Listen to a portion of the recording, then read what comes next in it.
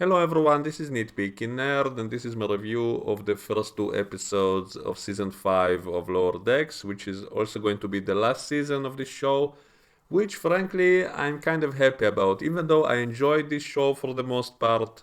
I liked many of the jokes and the references and the Easter eggs, but at this point it kind of feels repetitive. I mean, they do exactly the same things they've done before. For example, we once again see Fajo's ship from TNG, that was the collector of rare items who wanted to steal data. And didn't he get arrested in the end of that episode? Wasn't all his collection confiscated? So I guess the ship itself wasn't confiscated because apparently his friend, the one with the strange metal things in his face, inherited it apparently. And didn't we see all of that in a previous episode of the show? We already saw this guy with this ship of collectors. And I guess maybe it's not the exact same guy from TNG, maybe it's simply someone from the same species who has exactly the same kind of fashion choice. But why is the same exact red chair in the middle of that room? Is it like a part of the ship's default interior? Like they have to have these red chairs in the middle of it? So it doesn't really make much sense. And also this time there weren't as many interesting Easter eggs in the background. So we do have a Horgan, we have some statues which are apparently from Earth, and we have a Bajoran artifact and something that looks like a Ferengi head, and that's basically it. So there's not really that many interesting details either. And it turns out that the guest of this guy who is trying to seduce by showing her his collection turns out to be Tandy, who's disguised by some holographic device, and then the ship is attacked by the Orions who want to rob it, which I guess makes sense. They are pirates who are looking for treasures, and this is a ship of treasures. And Tandy then beats up that guy, and apparently his guards are from the same species as that guy who served the Grand Negus Zek. So I guess members of that species really like serving other people for some reason. And then after Tandy shuts off the defenses of the ship, her teammates come on board, and I did like how Tandy stops them from killing that guy, since she still has Starfleet ideals, and that guy was a thief, I guess, so it's okay to rob him, maybe, stealing from a thief is not really theft, I guess. Then it cuts to credit, and the only change in the credit sequence is in that part when in each season they add something to that Borg battle. In the first season it was just Romulans fighting Borg, and then with each new season more and more species join that fight in the credit sequence. And yet, I always said it would have been so much more interesting if we actually had that kind of thing in the storyline of some episode, instead of just being in the credit sequence. And so this time we also see the giant green hand grabbing the Borg cube. That was from an episode of TOS. And we see the Tholian web, and we also see V'ger in the background. And the other things were in the previous seasons already, like the whale probe and the crystalline entity. And any one of those things could have been so much more interesting if they actually did a story with it. Maybe finally reveal where the whale probe came from, show us its home planet, whatever happened with V'ger after it merged with the human, and so on and so on. We have so many ideas from the previous shows that we don't really know what happened next. And I think it would be more interesting to actually explore that than just have short references and not actually do anything with it.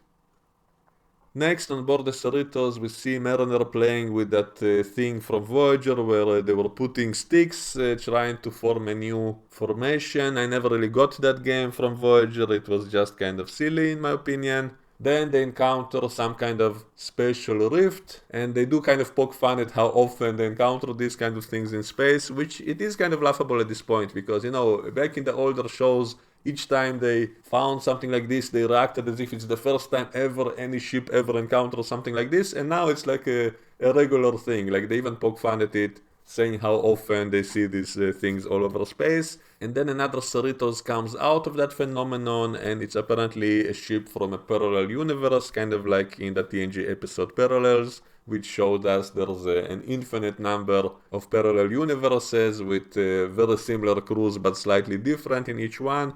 And so we see the alternate Cerritos crew, and Boimler has a beard, and Rappaport is more robotic than ours, and Mariner is the captain of that ship. And that's basically it. All the other differences are really minor and cosmetic. and Captain Mariner turns out to be kind of evil later in the episode, and that's basically it. There was not a lot of interesting stuff. They didn't really do that much with this idea. So she tries to replace our Mariner for some reason because she's tired of being the captain. She wants to be in lower decker again for some reason. So she has to replace our Mariner. And that's another kind of trope that we saw a million times. At least they do kind of poke fun at it.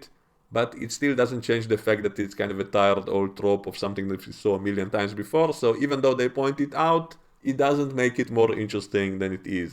And it's not really that funny either. That's another problem I had with these latest two episodes. Not a lot of the jokes were actually that funny. The only joke I actually liked in this episode was when Tandy's team of Orion pirates encounters those Orions from the old animated Star Trek series, who looked a lot different back then. You know, a lot of times in the old animated show, the colors were off and some of the designs, some of the costumes looked a little bit silly and all of that. And so they kind of established it here that it's a kind of a separate sect or a separate race of Orions who are still part of the Orion Syndicate apparently, but they're like a different group of Orions who refer to themselves as Orions. And so it's kind of a neat explanation for that kind of continuity issue. So it's kind of the same excuse as we fans always made about all kinds of Star Trek species who change their appearance between the different Star Trek shows, and one of the excuses is it's a different race of the same species, and so it's like a different group or from a different hemisphere of the same planet and so on. And so it's the same kind of excuse here, and it's something this show is often doing. It's often kind of honoring all the things from all the previous Star Trek shows and showing them coexisting in the same universe and showing that it's not really a continuity mistake. It's just a variation, a diversity of all these different species who are not all the same. And so we have these blue Orions fighting against Tandy's green pirates, and also they kind of made it all kind of woke. They show these Orions are all males, and at some point Tandy's team refers to them as patriarchs, and they constantly show how these female Orions are beating up these male Orions, and in the end of the second episode they become their slaves basically. The male Orions are now serving the green females suddenly. So it felt kind of woke to me, how across these two episodes they're constantly beating up these dumb Orion males who are so stupid, and Tandy is trying to be generous, trying to be diplomatic with them, and they never accept her offers, and so in the end they have to beat them in some kind of race. This is in the second episode, that the leader of the Orion Syndicate, who is a female of course, is now ordering both of these teams to settle their conflict by going on some kind of space race using solar sail ships for some reason, and whoever wins will get the wealth of the other one.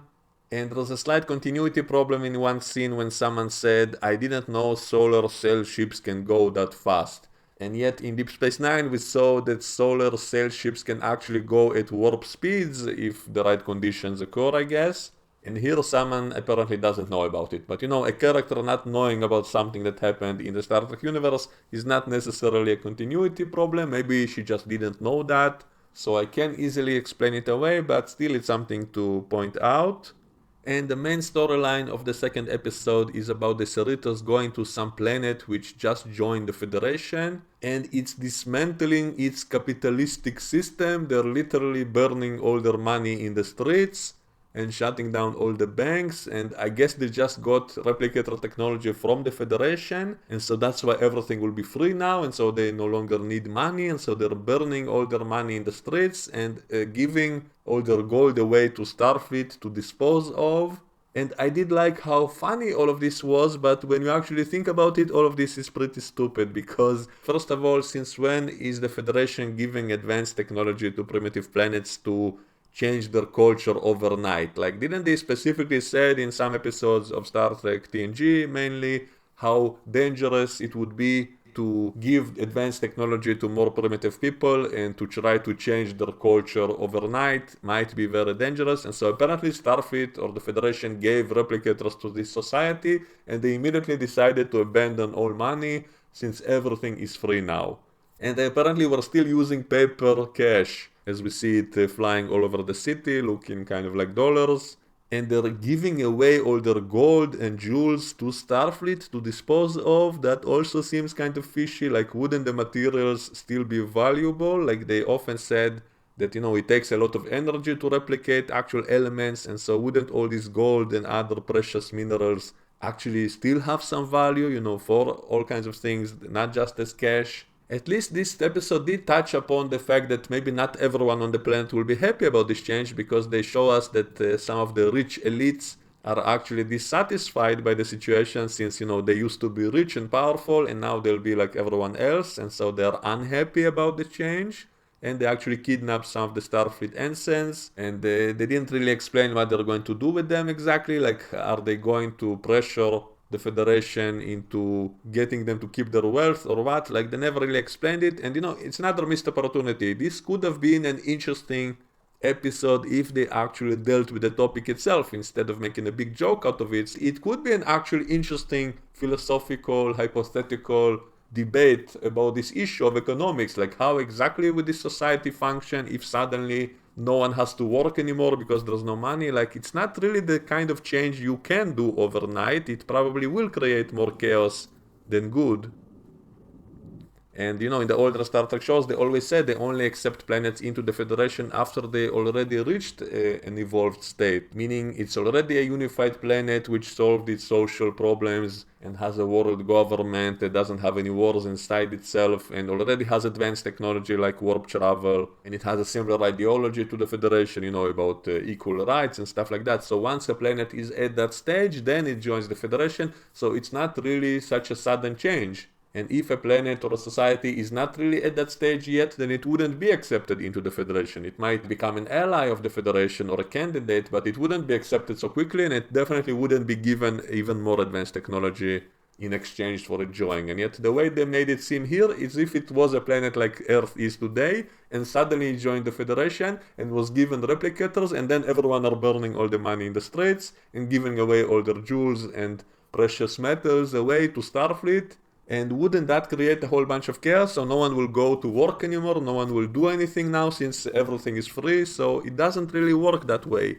And it is a missed opportunity, because this is an interesting subject that could be explored in a more intellectual way, like show what actually will be the impact of such a big change. Wouldn't there be a danger of everyone just becoming lazy and not go to work anymore? If everything is free, you don't have to make cash, so why wouldn't you just lie around all day and play games and all of that? So they need to show how exactly will that work. Like, there has to be some kind of system in place that people will still want to go and work, and not just for their own pleasure or whatever. So it never really made much sense in Star Trek. They never really explored that issue that much, except mention it in passing in the background. Like, people still want to work to benefit society or to benefit themselves, but someone has to do the dirty work, someone has to do all the cleaning and all of that. I guess they did show all those cleaning robots in this episode, so I guess we can explain it that robots are doing all the dirty work that no one else wants to do, but still presumably there are a whole bunch of jobs that robots cannot do. Not everything can be automated, not everything can be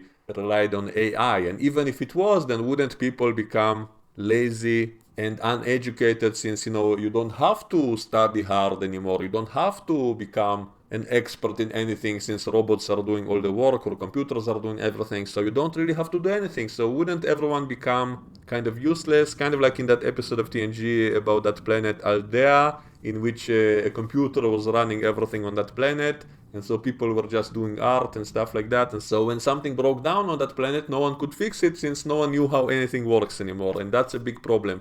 So that's an example of this idea that can be explored in an interesting way, to explore, how humanity will handle such a situation. And yet this episode doesn't really do any of that. They just make a whole bunch of jokes out of it, and so they're burning money on the streets, and only the elite who used to be so powerful because they're rich, only they are angry about it, and even they are shown to be just idiots who don't really have any kind of plan, and in the end they just run away and escape, and so there are no real consequences to anything. And it's also silly how in the end of the episode, after Starfleet took away all the money of the planet, they just give it away to Tandy and her family, because they just lost all their wealth to the Orion Syndicate, since they didn't complete that race that they were sent on. Both sides lost, and so both sides got their wealth taken away by the Orion Syndicate leader. and now Tandy is giving away all the treasure they got from that planet. They decided to give up capitalism, and they just give it away to Tandy's family so they can stay rich, I guess. And so isn't that kind of immoral? Like, they told that planet we're taking it all to be recycled, I guess, to be part of Starfleet's recycling system, and then they give it to the Orions, who are criminals of the galaxy. And if there is the technology to make all of these kinds of materials basically worthless, since you can presumably replicate anything easily, so why is it worth something to the Orions? Like, since they are also a spacefaring species roughly on the same level as the Federation, so why are they interested in these kinds of materials if they are worthless now? And so nothing about it makes any actual sense if we think about it, and the jokes themselves are not really that funny to be worth it. And so in the end of the day, I would have to say I don't really consider Lower Decks to be canon because of the many times that it doesn't really make much sense. And even though they're trying to, tie things together from all the previous Star Trek shows and showing how, the different types of aliens are actually can be explained away by the different subgroups of the same alien species. But as much as I appreciate it, I still think that because of all the other silly and illogical things in the show, I can't really accept it as being canon. And so maybe it is a good thing they didn't actually try to do sequels to some of the classic ideas from the older shows, because then we would have the endless debate of was it actually real, was it a real sequel or not, since it's all set up in this silly show that often makes illogical things, and yet they did some storyline which is a continuation of something interesting from the actual Star Trek shows of the past. So is it an actual continuation or not? So by not doing that, I guess they dodged that whole debate. But still, I think I would much rather have an actual Star Trek show that deals with things with a little bit more seriousness, to actually have some kind of intellectual topic to debate about in a clever way, and not just for the sake of humor and a whole bunch of jokes. And even the jokes, unfortunately, in these 2 episodes were not really that funny. So that's all I had to say about it for now. So hopefully the rest of the season will be better than these 2 first episodes, which were kind of disappointing in my opinion. So let me know what you think, and we can discuss it all in the comments below. And I'll see you all next time. Bye bye.